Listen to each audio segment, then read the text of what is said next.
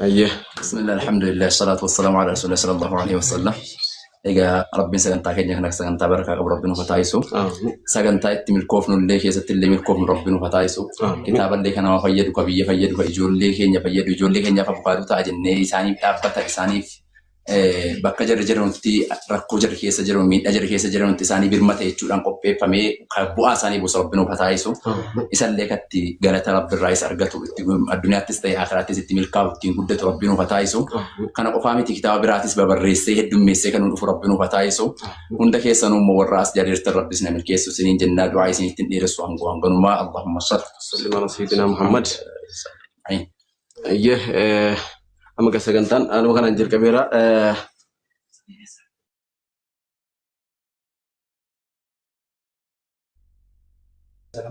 Egaa waa'ee kitaabichaa maal akka qabatee jiru hunda isaa immoo baruudhaaf dhaga'uu barbaaddu. Waan kitaabni kun barreeffameef maaliif akka barraa'e maal akka of keessatti qabatee jiru sirriitti gadi fageenyaan namni waa isaa beeku immoo kabajamoodhuma keenya kana obbo Beekaa Jibriil kana isaanillee affeerreerra.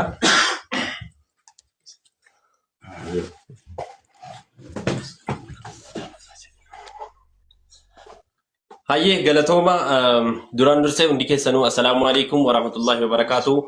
Warri amantaa biraa immoo baga nagaan dhuftanii akkam jirtu fayyaadha isiniin jedha.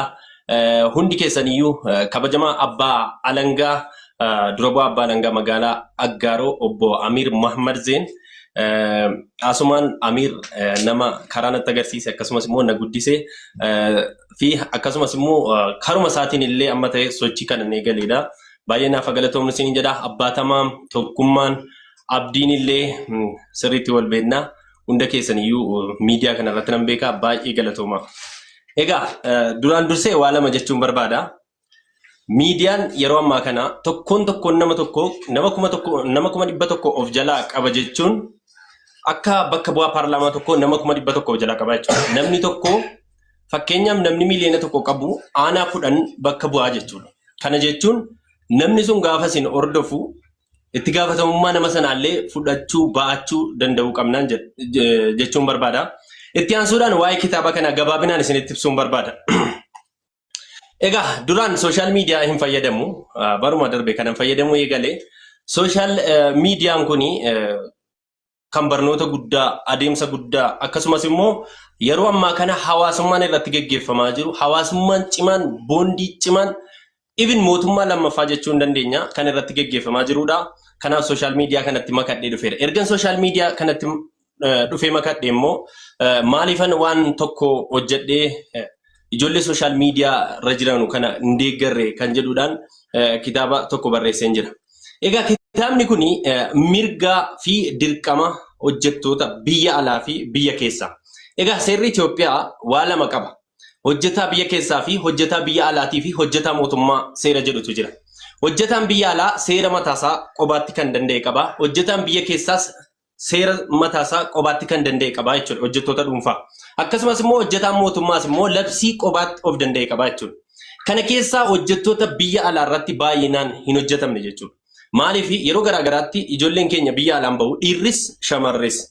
Kanaaf isa kanaan wal qabatee immoo akkan yaadutti akkasumas immoo akkan informationii tokko qabutti caalaatti kan jannummaa malee mirgaaf dirqamoo fi sirriitti hin beekne ijoollee keenya jechuudha.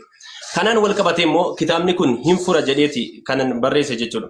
Egaa kitaabni kun hojjetaan tokko gaafa biyya alaa dhaqu mirgi isaa biyya alaatti yoo dhiibame biyya keessatti kan kabachiifamu. Namoonni hedduun kanan beekan. Eessatti akka kabachiifamu yoo hojjetaan tokko yookaan hojjettuun tokko miindaan siin dhowwatamtee biyyatti galtee deebitee miindaa sana biyya keessaa argachuu akka dandeessu hin beektu jechuudha. Akkasumas immoo qaamni si miidhamee yoo biyya alaatti qaamni miidhamee yookaan sammuun miidhamee biyyatti deebitee eessaa inshuraansii gaafachuu akka qabdu gaafa biyya alaa baatu inshuraansiidhaan ejensiidhaan waan deemtee fi eessaa inshuraansii gaafattee kompenseeshinii yookaan beenyaa umriisii guutuu argachuu akka dandeessu illee hin beeku jechuudha namni jechuudha. Kun immoo sirriitti kitaabni kun gadi fageenyaan kaalkuleeshinii isaa foormulaa isaa hunda wajjin kan kaa'udha jechuudha. Fakkeenyaaf hojjettuun tokko biyya alaa baate yoo osoo hojii hojjettu miilli sii cabe yookaan harki sii cabe gaafa biyyatti deebitu eessaati inshuraansiin akkamitti gaafatamuu danda'a? Akkamitti beenyaam argachuu dandeessi? Waan salphaa miti, waan guddaadha. Fakkeenyaaf hojjettuun tokko biyya alaatti harkisi yookaan qaamni si miidhamu haa jennu, yoo qaamni si miidhame biyyatti gaafa deebitu umuriin si waggaa 24 gaafa miidhamtu sana umuriin si waggaa 24 yoo ta'e waggaa 24 sana namni tokko xoorataa kan bahu waggaa 60 waan ta'eef waggaa 36 baay'isuu miindaasiin hafdhaa argattu miindaasiin ji'aan argattu. Kana jechuun birrii guddaadha. Irrisuu qaama si parsantii miidhame sana argatti jechuudha. Kana ijoolleen keenya hin beekanu. Hedduun isaanii qaama miidhamanii mataan isaanii akka tokko ta'e biyyatti deebi'u jechuudha. Kanaaf seerri kun sirriitti kan ibsudha. Inni kan biraa egaa ijoolleen gaafa biyya alaadhaatti dirqama maalii akka qabdullee ni ka'a. Baay'ee kitaabni kun seerota labsii Saawudii Arabiyaa of keessaa qaba. Kan maaliif ijoolleen keenya baay'inaan giddu galeessa baha kana waan jiraatanuuf jechuudha. Kan Kuwait of keessaa qaba, Qatar, Joordaaniin of keessaa qaba, akkasumas immoo Jarmanii of keessaa qaba jechuudha. Iddoo ijoolleen keenya baay'inaan keessa jiraatanu jechuudha. Maaliif seerri jara maal jedha hojjettoota biyya alaa irratti maa inni dirqamni keenya mirgi keenya maa inni miidhaa yoo nurra ga'e immoo eessatti gaafanna. Egaa wantan jechuu barbaadu kitaabni kun biyya alaatti isin kun akkuma jirutti ta'e maatiin asii yoo kitaaba kana dubbise ilmoon isaa gaafa waa taate guyyaa meeqa keessatti furmaata akkamii argachuu akka qabuu fi eessatti machuu akka qabu eessaa eenyutummoo deebisuu fi akka qabu ni ka'a jechuudha. Maaliif hedduun namaa hin beeku waan ta'eef waan kana jechuudha. Kanaaf kitaabni kun mirgaa fi dirqama hojjettoota biyya alaa fi biyya keessaatiin hojjetaa biyya keessaatiin wal qabatee egaa hojjetaan biyya alaa qofa miti biyya keessa jira. Hojjettoota baankiitiin wal qabatee fakkeenyaaf baankiin tokko seeraan ala ijoollee tokko yookaan hojjetaa tokko yoo ari'e beenyaa maalii akka kaffaluu qabu akkasumas immoo kaffaltii tajaajila akkasumas immoo waggaallee kan itti fayyadamne yoo jiraate birriitti jijjiiramee kennamuufiin akka danda'u sirriitti kitaabni kun kan of keessatti hammatudha jechuudha. Egaa akkuma beekamu namoonni hedduun ijoolleen keenya caalaatti seera dhimma jara laalu waan hin dubbifnee fi yoo ari'amanii abaluun naaree jedhanii madhiisu jechuudha. Kun immoo rakkoodha. Seerri jiru immoo seera addaati. Kanaafiyyuu adeemsa seeraa sanaan mirgi ofii kabachiifamuu danda'a jechuudha. Egaa kanaaf seera beekuun nu qofa osoo hin taane nama biraa wajjin illee akka jiraan nu godha. Kanaaf kitaabni kun walumaa galatti hojjetaa biyya keessaa fi biyya alaa bakka kan bu'uudha. Hunda keenya anas isinis obbolaa koo obboleewwan keessan kan fayyaduudha. Haadha manaa obboleettii hedduudha namni kan qabu. Kanaaf kitaaba kana akka salphaatti miti ni kan seenaa ta'uu danda'a. Kan ogummaa biraa ta'uu danda'a. Kun garuu maanuwaalii jireenyaati waan ta'eef kitaaba kana bifa danda'ameen ijoollee hedduu biraan akka geessan gamanumaan dhaamsa koo isinitti dhaammata. Hunda keessan baay'een galateeffadha. Dhugaa dubbachuudhaaf nu kabajanii asirratti argamuu keessaniif Abdiin Geetaachoo, Amiir, Abbaan Tamaam, Toofiq hundi keessan Saabitillee Boonaan hundi keessan warri beeksisa hojjechuudhaan wal qabateellee dhimma kanaaf jettanii saatii keessan baay'ee isin galateeffannaa. Kanatti aansuudhaan haasaa gabaabaa Amiir osoo waa'ee seeraa irratti sirriitti xiqqoosii itti nu dabale maaliif ittiin wal qabatee baay'ee biiroon dabalee isa geggeessinee jedha galatoomaa ulfaadhaa isinin jaalladha.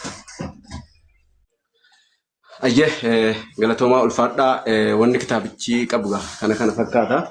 Ijoolleen warri Dubaayin ilaallatu jettan warri Dubaayis inni qaba haasaa gabaabsuudhaaf jedhame malee of keessaa qaba kan Dubaayillee.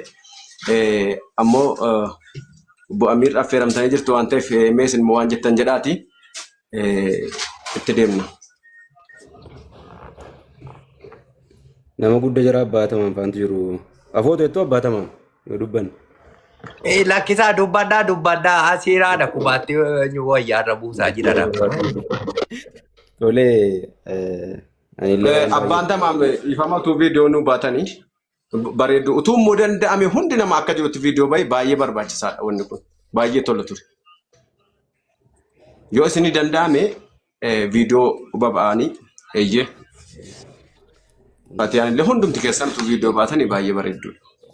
Abbaa Tamaam isinis mucaadhuma raffisaanuma viidiyoo nu ba'a malee eeyyee ta'etu galatooma amma gaha. Hundi keessan viidiyoo nu baatu obbo Amiir viidiyoo ba'aati eemee. Saahiba keessa namni kun ijoollummaadha kaastanii wal beektu nama akkamii akka ta'es wal hubattu hidhatan yaada ammoo waan kitaabni kun of keessaa qabus hin beektu gama biraatiin immoo hojiin keessan illee wal fakkaata. Kanaaf immoo carraas inni kennee irratti fufa. Tole galatooma. Egaa sooshaal miidiyaa kanarratti illee waan baay'ee hin dubbadhu. Haa ta'uutii dubbiin akkuma sila kaasne namni tokko yeroo jireenya isaa keessatti wantoota inni baruuf dirqamu jira jechaadha. Inni guddaan mirga isaati, dirqama isaati. Maaliif seerri biyya keenyaa daangaadha jechaadha. Daangaadha yeroo jennu tokko daangaa mootummaaf namoota dhuunfaa gidduu jirudha. Lammaffaa namaaf nama daangaa jirudha jechaadha.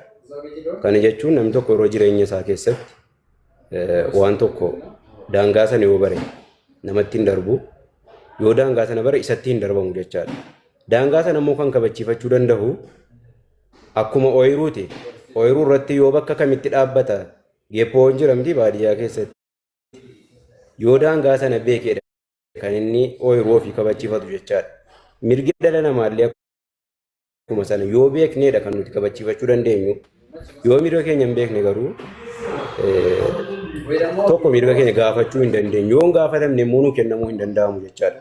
Kanaaf iddoon obboleessi keenya kun tuqe iddoon inni nuu barreesse kun immoo iddoo iddoo madaa ijoolleen keenya itti miidhamaa jiran waan ta'eef qalbeeffannee dubbisuu qabnaadha. Eebbisuu qofa kan taane dubbisnee qalbeeffannee mirga keenya beekuu qabnaadha. Baay'ee kitaabni ogummaa kun sooshaal miidiyaa irratti yeroo wanti jedhamu ibsamu yookaan yeroo inni kitaabaan ta'e salphaan nutti fakkaachuu danda'a. Har'a garuu namni tokko osoo dhimma akkanaatiin wal qabatuun ka'ee bakka wal himannaa irra gaheeti gorsa inni hadha kitaabaan nu kennaaru kan qarshii guddaa itti baasee jechaadha kan inni argatu. Qarshii guddaa itti baasee argata. Qarshii guddaadhaan gorfamaa, qarshii guddaadhaan abukaatoo dhaabbata jechaadha. Nuti garuu dhimma keenya hin beekna taanaan, mirga keenya hin beekna taanaan koostiillee yeroo inni itti nu hir'isu jira jechaadha. Sababni isaa wanta beeknu tokko waan namaan dubbannu hin qabnu. Wanta beeknu tokko numti ofii keenyaan dubbachuu dandeenya. Wanta beeknu tokko immoo ofii keenyaaf eeggachuu dandeenya jechaadha. Amma namni biraa nu eegutti illee hin eegnu waan ta'eef haala kanaan osoo qalbeeffatame gaariidha jechaadha. Obboloowwan keenya irree akka Abdii Geetaachoo jiru ijoollee hedduu jirtu jechaadha keessa bu'aa bahii hedduu keessa warra turtan warra ammallee bu'aa bahii keessa dabarsitanii dhalootaaf wantoota gumaachuu qabdantu hin qusatiin gumaachaa jirtan jaraa akka obboleettii keenya Fatiyaan hin argina sooshaal miidiyaa irratti mul'annu malee hin argina waan ta'eef yeroo baay'ee obboleessi keenya Nabaaniillee jirtu waan ta'eef toora immoo wal guddisuun wal mul'isuun immoo dirqama jechaadha. Har'a Abdiin Nabaaniin Fatiyaan beekaan obboleessa keessan quxisuudha jechaadha beekaan.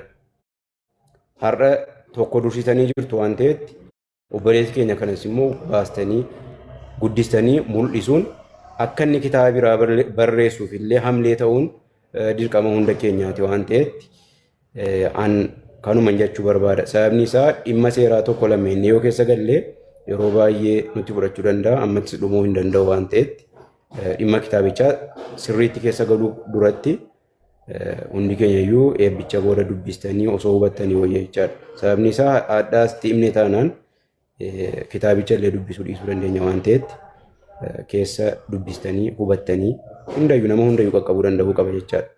Sababni isaa gizeewwan tokko nu mudate maaloo jedhanii nama mari'isuurraa waan wayyu hadha baruu keenya wayya jechaadha. Obboleessi keenya kun immoo yeroo barataa irraa jalqabee wanta dhalootaaf wantoota baay'ee nama gumaachaa dhufeedha. Baratummaa isaa irraa jalqabee nama wanta gurguddaa milkeessaa dhufeedha jechaadha. Kanaaf kunillee kitaaba barreessuun illee hin beektu bu'aa bahii inni qabu. Wantoota baay'ee riifar gochuu barbaada. Wantoota baay'ee ilaaluu barbaada. Bu'aa bahii hedduu keessa jechaadha kan inni bahee dhufe waan ta'eef sirriitti jajjabeessinee sirriitti yoo bira dhaabban wantoota kana caalan wantoota gurguddaa nu agarsiisuu danda'a waan ta'eef beekan gamasumaan isaanillee jabaadhu jechuun barbaada jechaadha. Yoon isin itti dheeresse kaadhiifama. Ayyee ulfaadhaa galatoomaa dheeraan jedhamu waan bareedaa waan dubbatamu qabu dubbattanii carraa walii daddabarsaa deemnaa jedhetanii mee Abdii Geetaachoo Tooffaan liba kana kan nuti Astaaza Indar isin liba kana kan nuti abbaan taa'am akkasuma eegaa waan jettan kunis jedhaati ammoo vaalaariin namaa gadi bu'aa jira. Vaalaariin namaa ammoo gadi hin buune koopiliingii hin barbaachisa koopiliingii taaptaabii godhaa. Karatu waan jennu jenne gara biraatti dabalachuu barbaada.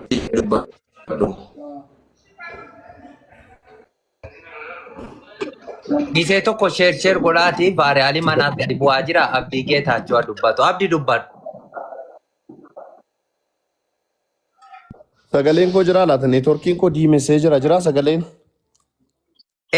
Bareecheetuma jira iyyaa jira akka nama bitaa keessa jirutti.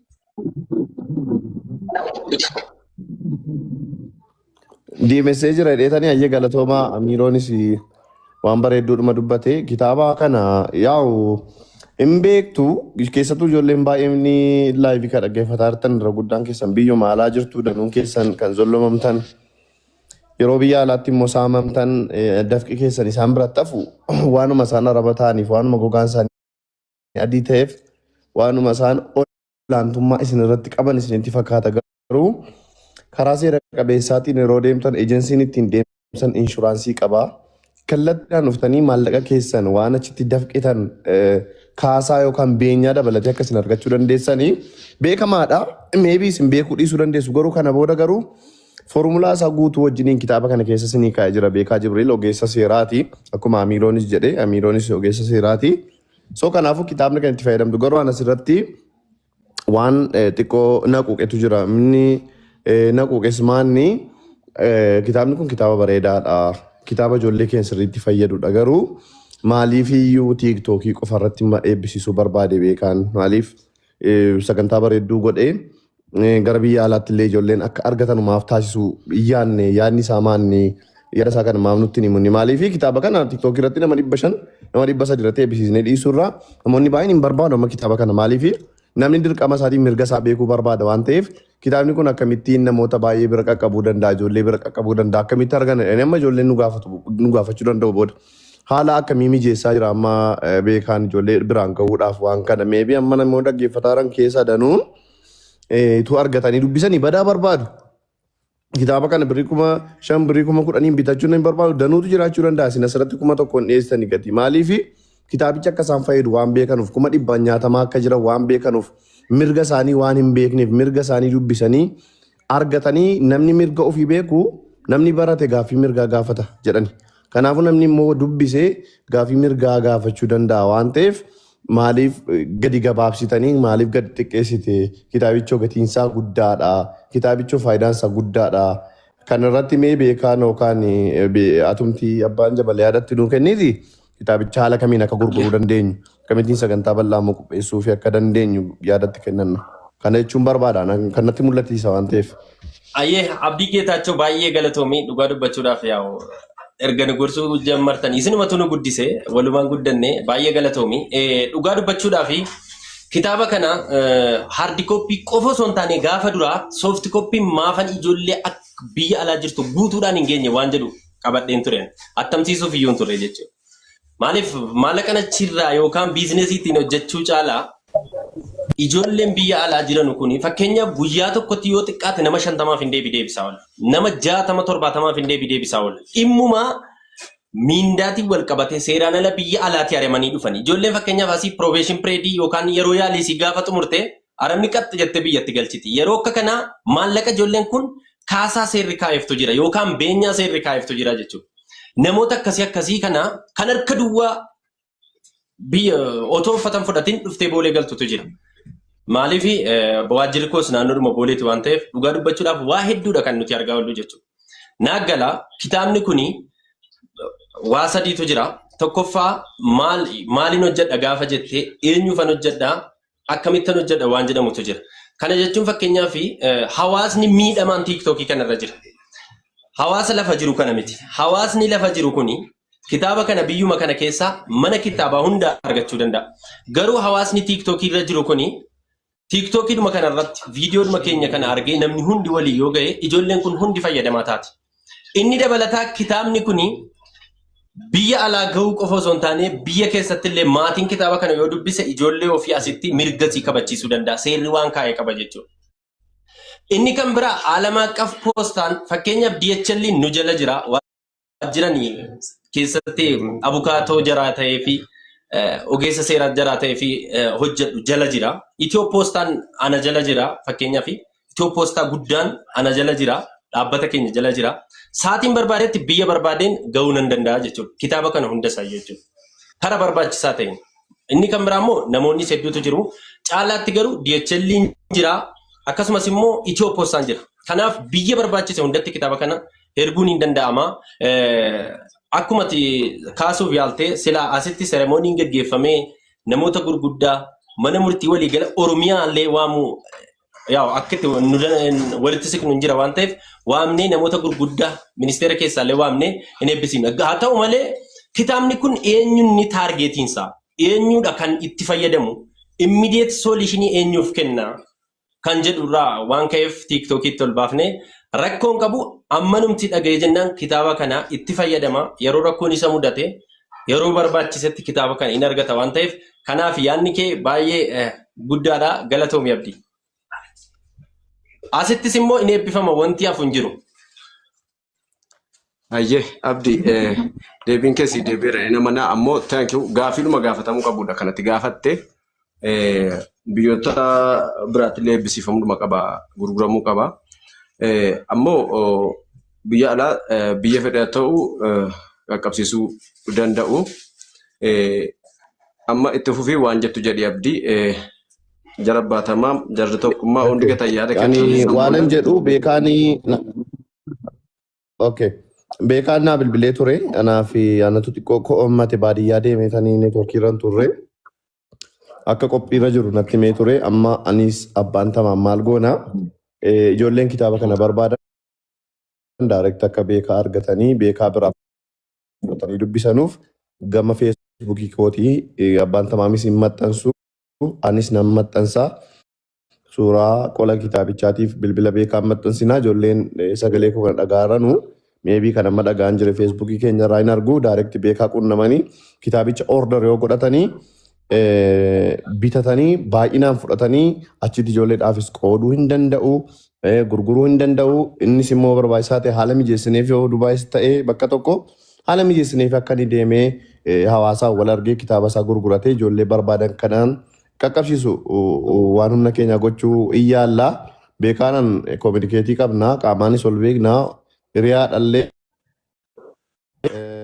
kanaafuu dhiifama nama turatti bilbilee sooshaal miidiyaa feesbuukii koo irratti inshaallah nama maxxansaa abbaan tamaamis hin maxxansu feesbuukii keenya irraa lakkoofsa bilbilaa beekaatii fi qola kitaabichaan argattu direct kitaabicha sin argattu jedhee tana mana inshaallah mirga keessan kana booda sirriitti afaan keessanii mirga keessan dubbistanii ni kabachiifattu ulfaadha.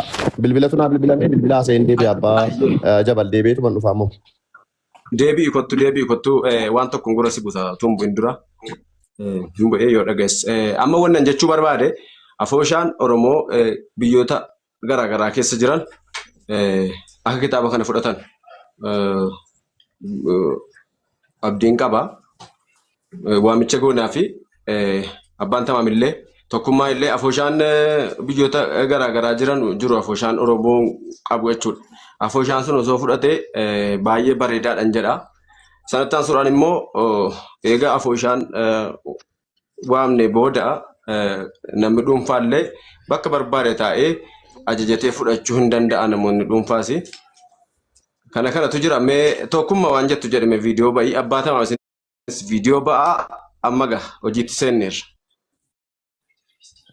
Ustaaza Idar dhiifama immoo afaan sin qabee laata. Ani waa tokko hin jedhee hojiirra hin jira oolan babay'e sagaleen koo jira. Jira tokkummaa. Halkan kan hojjedha gaa jalqabuu waa kaasee dubbataa jira hojiirra hin jira kanaafan hin miliqee deebi'an asuma jala hin jiran fagaadhu inni dabalataa immoo kallattumaanii kan dhufameef eebbigaa uummata biraan ga'uudha ijoolleen kitaaba kana barbaadanuu fi gara eebbaatti fakkeenyaaf beeksisuma dubbataa jirtu waan ta'eef namoonni akka bitatanii gara bittaatti darbamuufis kitaaba kana asirraati bittaan asirraa jalqaba waan ta'eef amma jalqaba waan ta'eef akkanatti fakkaata hunda goggoruu baadhe jechuudha yoo hunda goggoruu baadhe akkasumatti han beekanii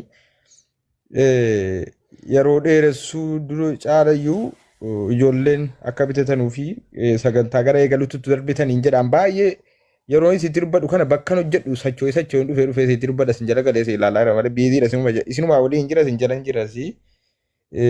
Utuu gara isaatti darbitan yaada jedhuun qaba jechuun namni akka bitatuuf. Ayyee. Utuu eeggachuu barbaadotanii. Asumaan immoo Aydar baga nagaan dhufte waan harkatti haftee jirti gama keetiin illee boodan dhiifama si gaafadha.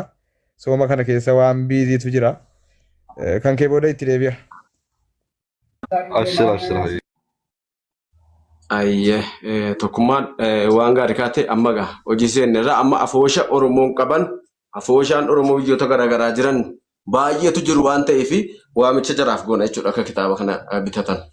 Afooshaan Oromoo biyyoota garaagaraa jiran amma sheerii hin dhaabina gaa sheerii seendi godha afoosha Oromoo qaban biraan gagaha yoo as jala jiraatan afooshaan Oromoon biyyoota garaagaraa jirtan yoo jiraatan.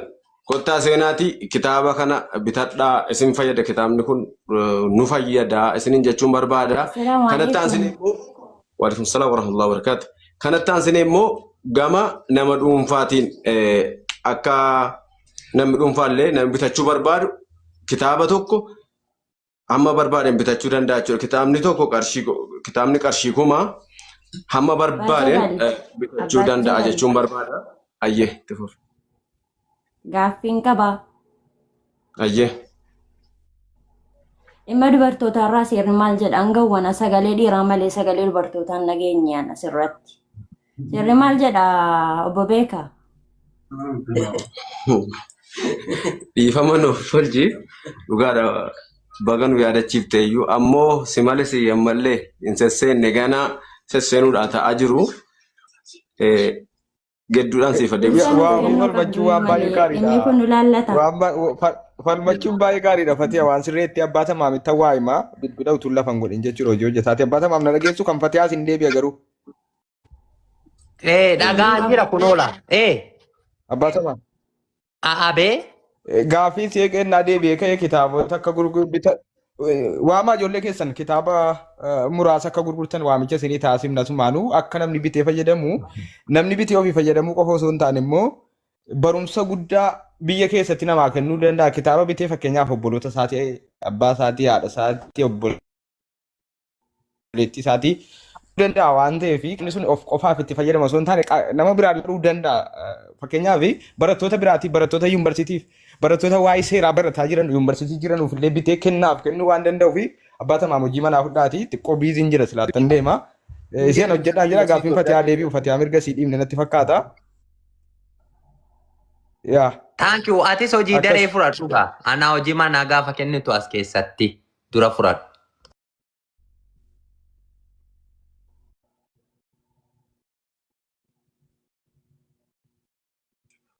Baata maamitti nama dawwalee mootii hunda jala. Ustaa Aydar mee dubbadhu. Amma baanta maamitti. Bifatti haa gidduun seene bishaanitti jalaan naqinaa amaanaa.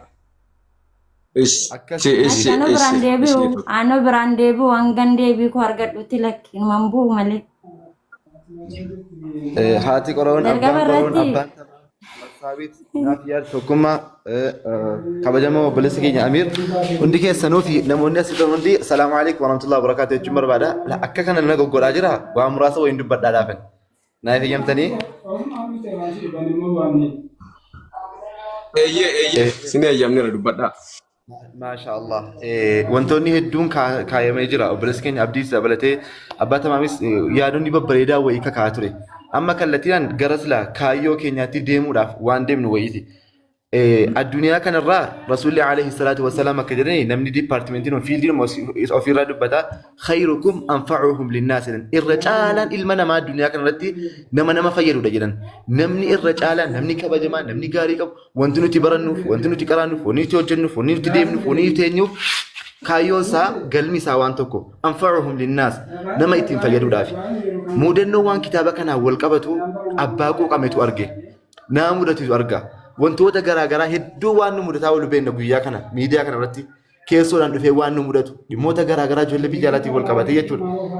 Kitaabni kun waan kana hundaaf qorichaaf furmaata waan ta'uudhaaf harka wal qabannee jabaannee cimnee maqaa dhaabbatoota hooggannuutiin wantoota garaagaraatiin haala silaa dhuunfaatiin akka bareedan waan kana kallattiidhaan kan itti fufnu ta'a.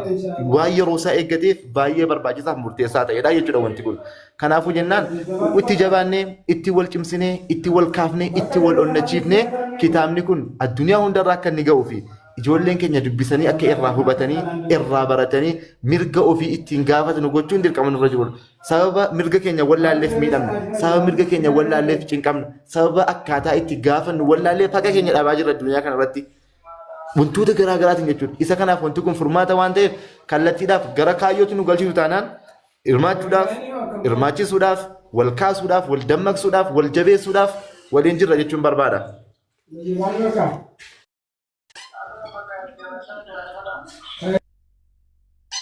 Amma gama sanatti torba barreeffadhaati ol galchi.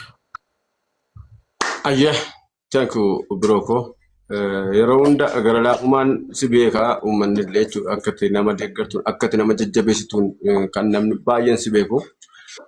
Khalid wala ko torba barreeffataadha.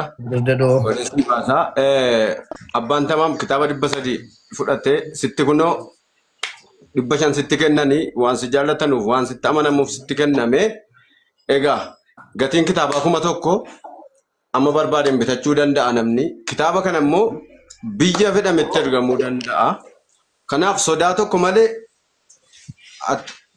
gurgurii bakka ati barbaaddetti bakka jarsi gaafatanitti hin qaqqaba shakkii tokko hin qabnu kanaaf biyya keessas biyya alas warri jiru kitaaba kana argachuu danda'a. Amma irraa kaasiin namni maqaa keetiin isa bitatu, haala fedhan isa bitatu, ofii keetis biti kitaaba 500 sitti kennineerra. Kanaaf tiseen jechuudha. Inshallah rabbiin waa gargaaru. Ayyeegaa uummatoo. Ayyee fixxanii assalaamu alaikum warahmatullahi wabarakaatu. Waalaikum assalaam warahmatullahi wabarakaatu. Ganna buuftanii alammaa nuti qabadheen. Ayyaan illee birrii Itoophiyaa 5,000 nan bitadha inshaallah. Borii bittaan keessa nan galcha. Inshallah. Mube wayitu jira waan ansi yaadachiisu wayii la namni yeroo baay'ee waadaa gala waadaa kana galee ka'e guuttachuutti tulfaata waadaa erga galame immoo birriin sun haraamallee haqa nama sanaati ta'a jechuudha. Kanaaf tokkoon akkaawuntiin as jala jira lakkoofsa bilbilaa kennanii akkaawuntii fudhachuu inni immoo danda'u amma boonaa baalee hamma akkaawuntii fudhatee hamma ifaan ifatti takki godhee ka'e jechuudha. Egalee akkasii yoo hin taane asirratti dhufanii mubee jedhanii yookaan abbaa jabaljanii wareeganii ka'anii yookaan zimmi jedhamu ta'e hin ta'u. Tokkoon waadaa seenuu dhiisu seenaan immoo dhugaa ifaan ifatti gochuu jechuun barbaada. Ammoo utuu lakkoofsa bilbilaa fuunee garee waa istaappii hiinee garee waa istaappii sana irratti birrii isaa gadhiisee dhufee achirratti wannoo ta'e wayyuu jechuun barbaadeen maal jetta? Wallahi garee waatsaappii maaloon abbaanii dhiisi qoy amma akkasumatti deemna. Garee waatsaappii ammas lafaa kaafamee ijaaramee maal bixi ciqiidhanis jala. Kanaafuu obboleessa keenya namoonni jajjabeessuu barbaadan dhimmi kitaabaa dhimma keenya warri jettan torba. Sana booddee yeroo gadi buute ijoolluma walitti dhidhiyaatu hunda mesenjeraanis waasaappiidhaanis kan itti aanu ta'a jechuudha. Galee amma isaa sirnaatu murree kana. Wayyuu. Ayyee. Godi. Fadilaa kottu. Rakkoon qabu. Salaaddiin dubbateera. Amiin dubbateera. Bakka barbaadna gatii ta'e. Rahaa. Kottula. Rahana buutuuf. Galatoomi ulfaatu.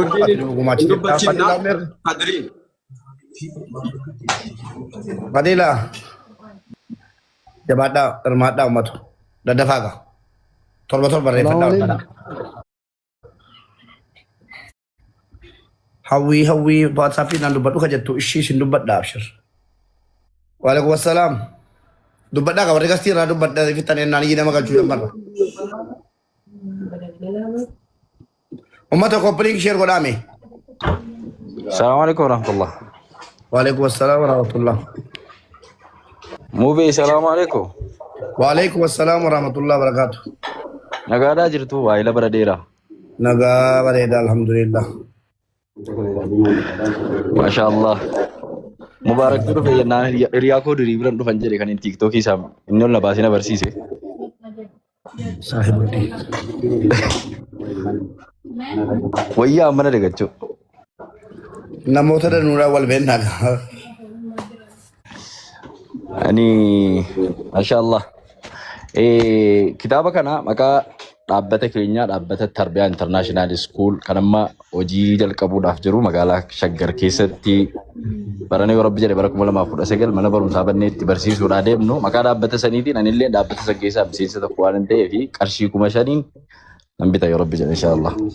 Maashaallah tabarakallah. Galatoom ulfaadhu Salaaddiin. Tinnoado. Thank you Tarbiyaa International. Amir. Akkaawuntii eenyuun kennaa jiru? Akkaawuntiin kanuma dhaabbatichaati rakkoon qabu. La akkaawuntii eenyuun kennaa jiru? Kanuma beekaan kennateedha sun rakkoon qabu. Saayii guddiin. Meerere. Kunoo jira 1,000. Bakka argeera. Kalas. Makan eenyuuti hin jenne abbaa jabal meerree jechuu barbaade ta'u. Eshi dubbadhu Amir leencoo dubbadhaa kaa wal jalaa bu'aa deemna. Assalamualaikum. Waalaikumsalam warahmatullah. Nagaa akkamuu bee? Nagaa alhamdulillah. Inshallah rabbi ittiin nu hagawan illee tokko birrii Itoophiyaaf nan bitadha. Birrii meeqaani? Birrii 5,000. Mashaallah. Thank you. Galatoom ulfaadhu. Assalamualaikum. Waalaikumsalam warahmatullah. Kadir akkaawuntii fudhuu jalaashii rabbi sirraa jaallatu. Akkami asitti dhiyaachuun danda'a Mubaarak? Eessa? Dubaayitti. Nufa. Kaampaanii keessa jirta mooti? Ee. Ijoollee kaampaanii.